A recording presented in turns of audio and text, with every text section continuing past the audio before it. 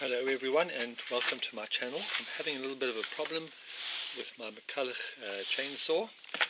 That's the model there, CS340. The problem is that she keeps on bogging down when I'm cutting wood. Idles perfectly, but as soon as I start cutting any wood, she just stops. So I'm pretty sure there's something up with the carburetor. I've actually loosened the top already. Only 3 screws holding this on.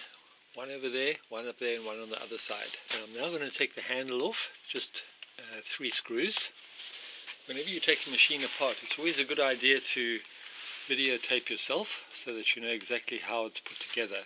There's a little spring over there, which if I release it, it comes right off, and I can just disengage it like that.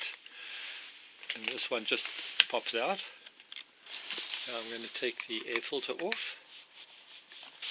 Now I'm just going to remove those 2 nuts. I think they 8mm. And finally that screw over there. There is an electrical connection here which I'll just pull off.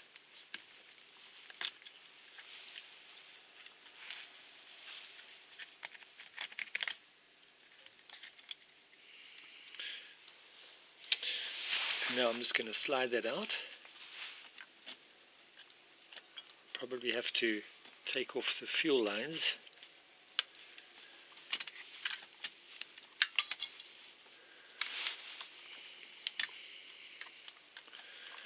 Do the bottom one first.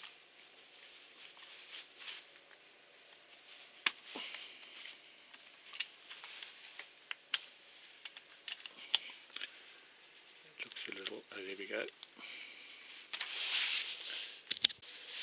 On the back of the carburetor, this was the gasket that came off as well. A little bit of a damage there, but that's the way it goes. So here is a view of the carburetor. That's the part that fits against the machine.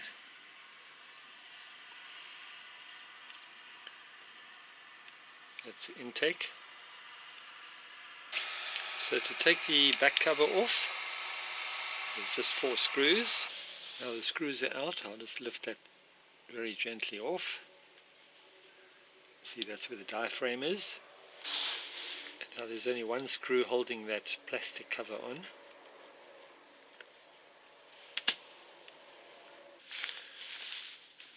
Slowly take it off. And inside the plastic plate is a little filter which I'll just take out with it. So now on the other side I'm going to be taking the other gasket off, which is in 2 parts.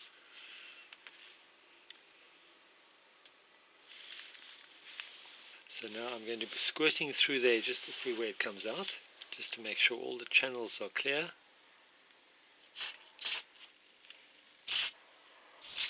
So I struggled a little bit to take the diaphragm off, and as you can see I wasn't able to save it.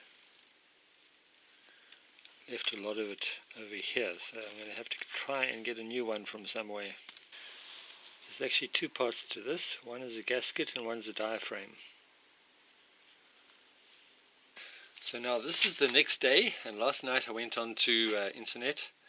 I looked on the Amazon website and actually found all the relevant membranes and gaskets.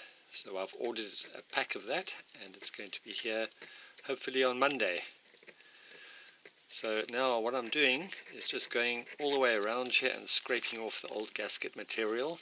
And if I look at this little mechanism here, I think that little lever is called a metering lever, and there's a spring underneath it, and there's a needle valve on that side and a little screw here.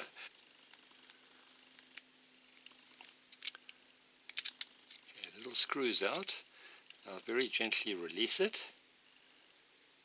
Lift up that lever and you'll see the spring underneath it, which is also going to come out and put in a safe place. Up. And even the last thing I do before I put everything back together is I'm going to remove these high and low mixture screws. I have ordered a special tool for that purpose. I've put some tape around the handle and marked it so I can see exactly how many turns I'm going to be making. So I'll start with this one on the right hand side, and first of all I'll turn it all the way in, counting the turns. Half, 1, it's like 1 1/4. Then I can take it all the way out.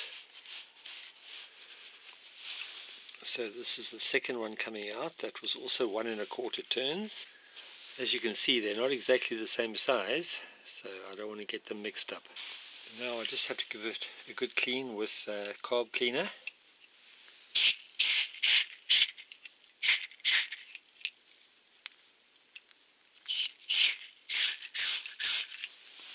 Now I've screwed them all the way back in again, and I've got to come out 1 1/4 turns.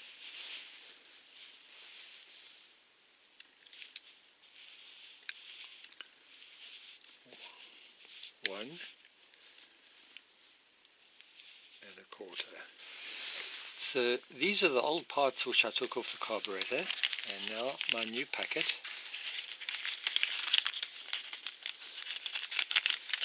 I've just got to match up all these parts and make sure they're correct.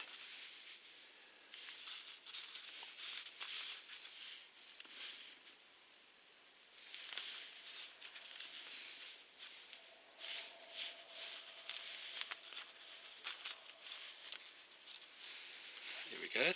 What was also included in the packet were all the little lever arms and the little spring.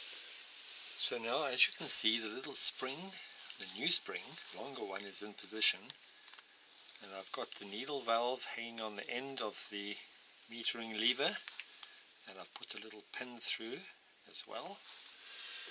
So now I'm slowly going to put it in place. Get the spring secured first.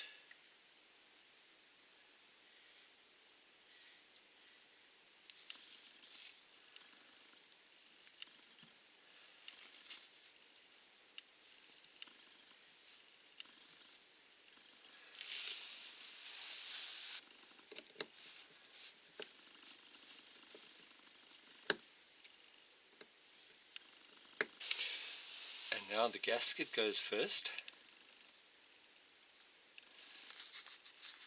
and the diaphragm goes on top of it. And now to put this diaphragm in, and on this side the diaphragm with the little flaps, that actually goes onto the metal first.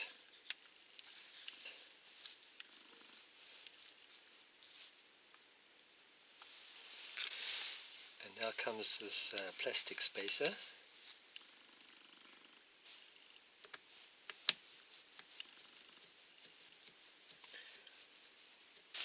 And now I'm going to put the two pieces together, just making sure that all the holes line up. And once they line up, you can put all the screws back in. So with the new gasket in place, and I've attached the fuel lines already, I can just slide it onto the bolts.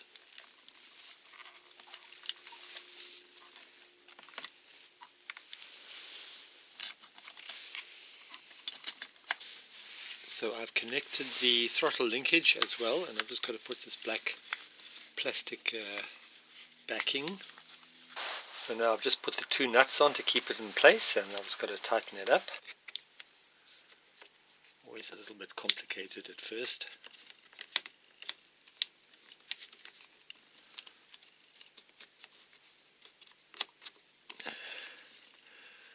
This little bottom spring fits over that plastic part there.